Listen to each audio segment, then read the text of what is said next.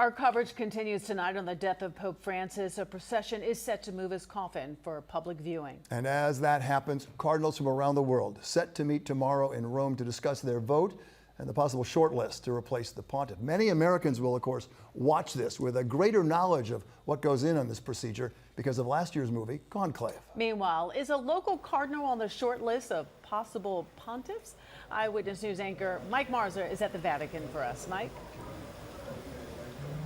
Sade and Bill, we're left in this vacancy here in this period of talking a lot about it to see what could possibly happen. The conclave typically happens between 15 and 20 days following the vacancy. ABC's Terry Moran joins us now, a very late night here in Vatican City. I appreciate you staying up with us to talk about this because we're all familiar, most of us familiar with that conclave movie. I've heard some Vatican experts say it's kind of like that, and there's some twists and turns that Hollywood took note of. But what do we expect when this thing really gets underway? Well, we expect the unexpected, like the movie in some ways, in part because there's no obvious front runner or even front runners. There are a lot of names you'll see, but this College of Cardinals is different from any College of Cardinals previously. Look, half of the Cardinals are not from Europe or North America. They're from beyond. That was one of the things Francis did.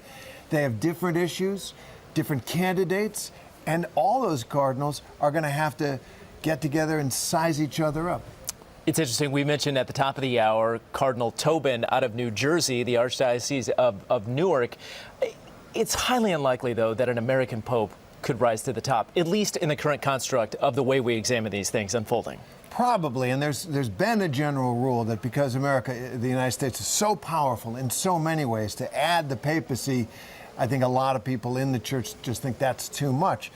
But they're hugely influential. The 10 cardinal electors from the United States, including Cardinal Dolan as well, they move as a bloc, or have previously, maybe not so much this time, and can be hugely influential, and who knows?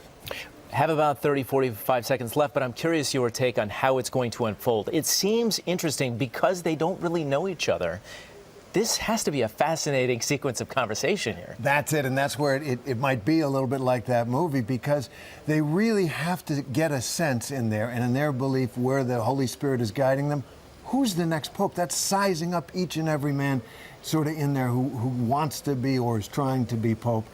And because they don't know each other, I'm expecting a longer conclave, not just 3 or 4 days, but maybe a week, maybe more. Interesting. We'll all be looking for that white smoke to see what happens. Terry Moran, always appreciate your time. Thanks so much.